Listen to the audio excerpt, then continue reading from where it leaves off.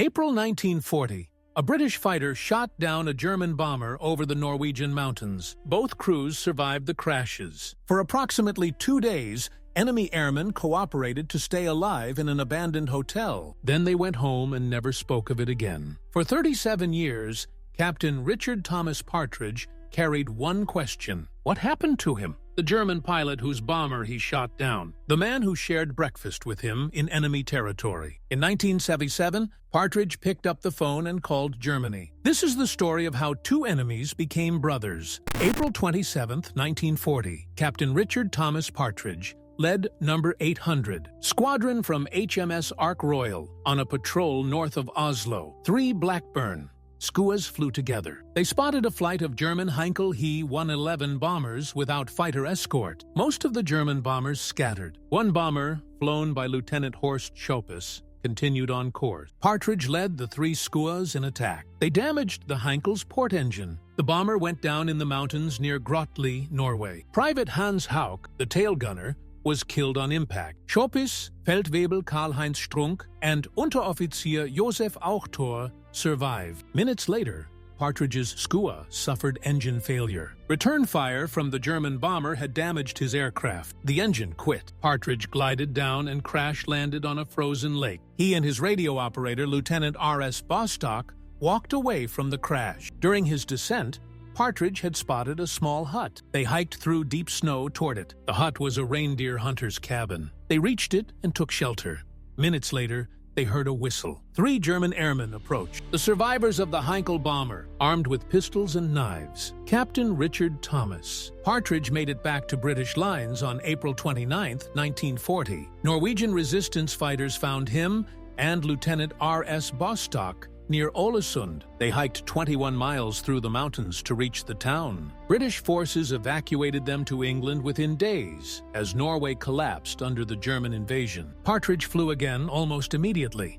On June 13, 1940, just weeks after returning from Norway, he and Bostock flew a mission against the German battleship Scharnhorst in Trondheim's fjord. The mission was part of a larger raid. Multiple Blackburn Skuas attacked the heavily armed German battleship. Anti-aircraft fire filled the sky. Their aircraft was shot down near Stalvik. Bostock was killed in the attack. Lieutenant R.S. Bostock, the radio operator who had survived the crash in Norway, who had hiked through the mountains, who had shared breakfast with German airmen, died in combat. Partridge was captured by German forces.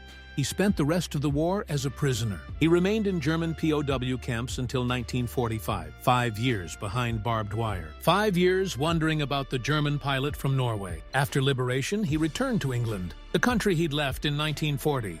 He was older now, changed by the war, changed by imprisonment. He married. He had children. He built a civilian life. He worked. He raised a family. The war stayed with him, but one memory stood apart from the others. The German bomber crew, the Grotli Hotel, the breakfast they shared, the hours they spent as something other than enemies, the way Strunk had walked beside him searching for help, the way they'd sat at that table, enemies who'd chosen not to kill each other. Lieutenant Horst Schopis also went home. Norwegian resistance fighters captured him and Unteroffizier Josef Auchtor on April 28, 1940. The Norwegians turned them over to British forces. The British transferred them to a POW camp in Canada. Schopis spent 7 years as a prisoner from 1940 until 1947. 7 years watching the war from behind wire. 7 years in a foreign country, thousands of miles from Germany. He survived captivity while Germany collapsed, while Berlin fell, while the Third Reich ceased to exist. He returned to Germany in 1947. The country he returned to was not the country he'd left. Germany was occupied, divided. Cities lay in ruins. Millions were dead. Millions were displaced. He rebuilt his life in the ruins of post-war Germany. He married. He had 2 daughters. He became a civilian. He found work. He raised his family. He tried to move forward, but certain memories stayed. The crash in Norway, the British pilots, the cabin, the hotel, the breakfast, the moment when enemies became something else.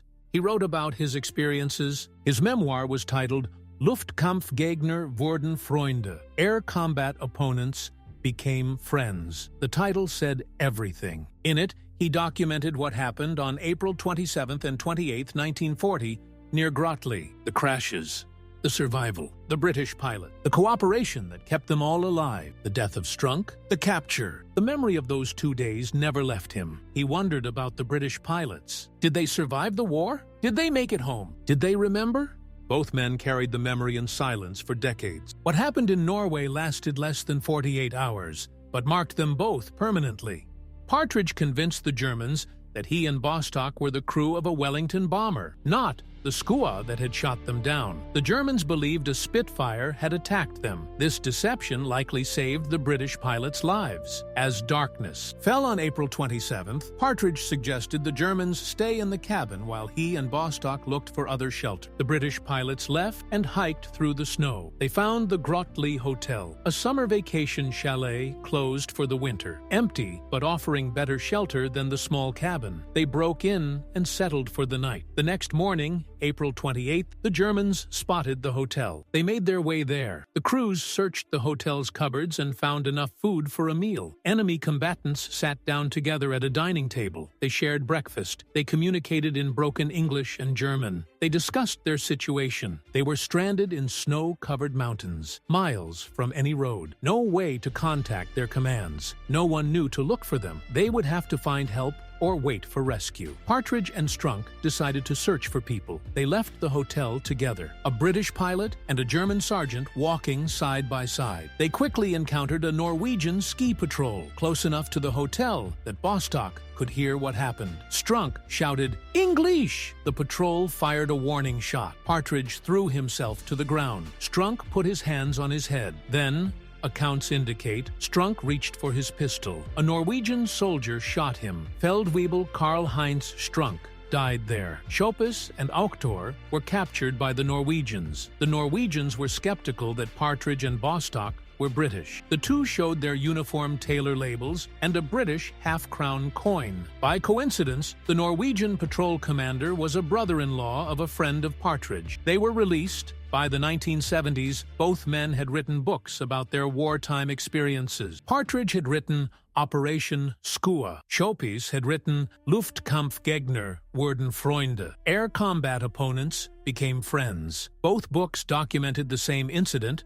from opposite sides. Neither man knew the other had written about it. Neither man knew the other was still alive. In 1974, the Norwegians recovered Partridge's crashed Blackburn Skua from Bridalsvatnet Lake near Grotley. The aircraft had been underwater for 34 years. Salvage teams brought it up from the frozen lake where Partridge had landed it on April 27, 1940. The Skua was damaged but recognizable. The same aircraft that had shot down Schopis's Heinkel. The same aircraft Partridge had glided to a crash landing. The aircraft was placed in the Fleet Air Arm Museum in Yeovilton, England, a piece of history preserved. Partridge traveled to Norway to see the crash site and the area where the encounter happened 34 years earlier. He walked the mountains again. He saw the lake where he'd crashed. He visited the area where the Grotley Hotel had stood. He remembered the crashes, the German airmen, the breakfast, the cooperation, Strunk walking beside him, the Norwegian patrol, the gunshot. This visit may have renewed his interest in finding the German pilot. He'd carried the question for 34 years. What happened to them? Did Schopis survive the war? Did he make it home from the POW camp? Was he still alive? 1977, Munich, Germany. Horst Schopis received a phone call. The caller spoke English. He identified himself as Richard Partridge, Captain Richard Thomas Partridge, the British pilot from April 1940, the man whose Blackburn Skua had shot down Schopis's Heinkel bomber over Norway, the man who had shared breakfast with him at the Grotley Hotel.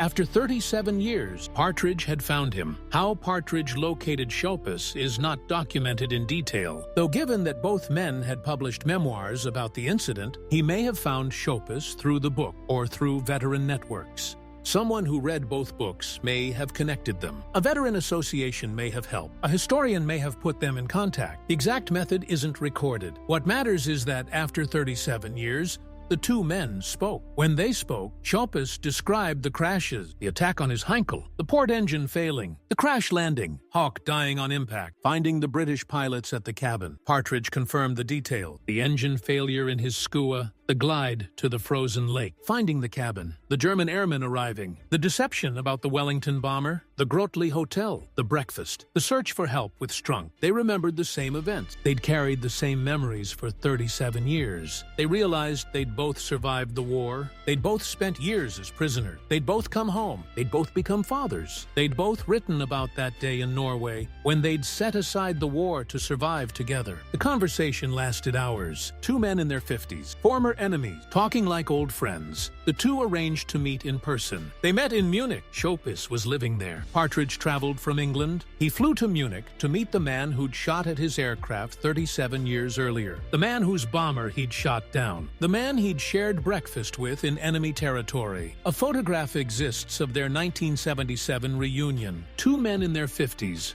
former enemies, standing together, smiling. The photograph shows what words cannot fully capture. They talked for hours, filling in 37 years of missing history. Partridge told Schopis about his POW years in Germany, the camps, the waiting, the liberation, coming home.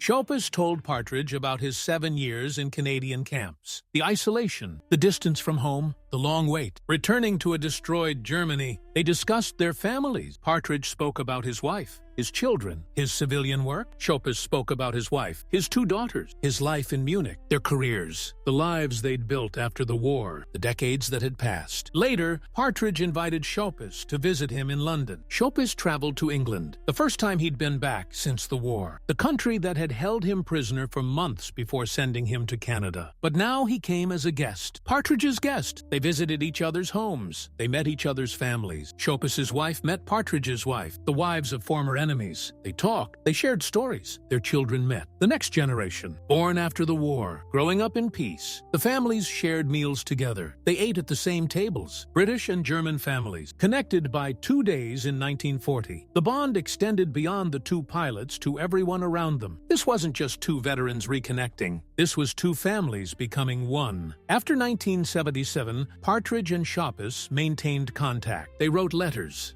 long letters describing their lives, updates about their families, memories of the war, reflections on what happened in Norway. They called on holidays, birthdays, Christmas, New Year, voices across the miles, British English and German accented English, former enemies wishing each other well. They visited when possible. Partridge traveled to Munich multiple times. Schopis traveled to London multiple times. They met in Munich. They met in London, sometimes with their families, sometimes alone. 2 old pilots talking about the war, about survival, about the strange bond formed in those 48 hours in April 1940. Their families became connected. The wives became friends. The children knew each other. The friendship continued through the 1980s, year after year. Letters, phone calls, visits. A friendship that shouldn't have existed, but did. A friendship born from combat and survival. The friendship lasted 13 years. In 1990, Richard Thomas Partridge died in England. The exact circumstances are not documented in available sources. He was in his late 60s or early 70s. He died knowing what happened to the German pilot. He died having found the answer to the question he'd carried for 50 years. He died having become friends with the man whose bomber he'd shot down. Horst Schopis continued on alone. He was in his late 70s when Partridge died. He'd lost his friend, the British pilot who'd shared breakfast with him, the man who'd called him after 37 years, the man who'd visited him in Munich. In 2004, at age 92, Schopis returned to Grotli, Norway. This time he brought Simon Partridge, Richard's son, the son of his friend. They made the journey together, an old German pilot and the son of the British pilot he'd fought against. They visited the area where the crashes happened. The mountains looked the same. The lake where Partridge's Skua went down. The area where Schopis's Heinkel crashed. They saw where the Grotli Hotel had stood. The building was gone now, demolished or rebuilt, but the location remained. Schopis was 92 years old, walking the same mountains he'd struggled through 64 years earlier. The snow was gone now. It was summer. But he remembered the winter of 1940, the cold, the crashes, the survival. He told Norwegian hosts that some of his best friends were in Norway, the people who'd helped tell his story, the people who remembered what happened there. He was welcomed, an old man returning to the scene of something extraordinary. Horst Schopis died in 2011 in Munich, Germany. He was 99 years old, nearly a century of life. He'd survived the war, survived captivity, survived the destruction of Germany, built a new life, raised a family, written his memoirs, found his friend. He died 1 year before the 2012 film Into the White was released. The film dramatized the events of April 1940, the dogfight, the crashes, the survival, the cooperation. Actors portrayed Schopis and Partridge. Actors portrayed Strunk and Ochter and Bostock and Hawk, the story told on screen. Schopis knew the film was being made. The producers contacted him. They interviewed him. They wanted his story. Filming began in Grottli in March 2011. They shot in the actual location where it happened, in the Norwegian mountains, near where the crashes occurred. One source indicates he hoped to return to watch the filming, to see actors portray what he'd lived through 71 years earlier. But he was 99 years old. Whether he made the trip is unclear. He died before the film premiered. He never saw the finished product, never saw his story on screen. They're buried thousands of miles apart. Partridge in England, Schopis in Germany. The countries they fought for, the nations that sent them to war. 37 years passed between April 1940 and the phone call in 1977. 37 years of silence. 37 years of wondering. 37 years carrying the same memory. 13 years of friendship followed. 13 years of letters and phone calls and visits. 13 years of connection between former enemies. Schopis lived 21 years after Partridge died. 21 years alone again, but not forgotten. Simon Partridge kept in touch. The families remained connected. Their story became known through their memoirs. Operation Skua and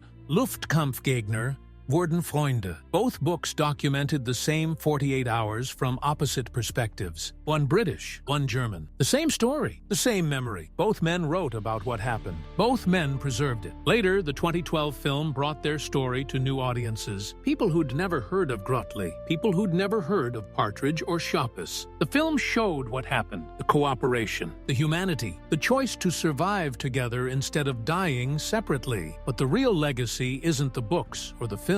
The real legacy isn't even the friendship, though that matters. The real legacy is what happened on April 27th and 28th, 1940. A British pilot shot down a German bomber. Both crews crashed in the Norwegian mountains. They met at a hunter's cabin, armed, enemies. They could have fought. They could have tried to take each other prisoner. They could have let each other die in the mountains. Instead, they cooperate. Partridge suggested the Germans stay in the cabin while he and Bostock found the hotel. The British found the Grottli Hotel. The Germans joined them there the next morning. They shared breakfast, enemy combatants around a table, sharing food. They communicated despite the language barrier. They discussed their situation. They decided to search for help together. Partridge and Strunk went together, a British captain and a German sergeant, walking side by side. When rescue came, Feldwebel Karl-Heinz Strunk was killed by Norwegian patrol, a tragic end to a man who'd chosen cooperation. The others survived. Partridge and Bostock returned to England. Schopis and Ochter became prisoners. They went back to the war, back to their sides, back to fighting.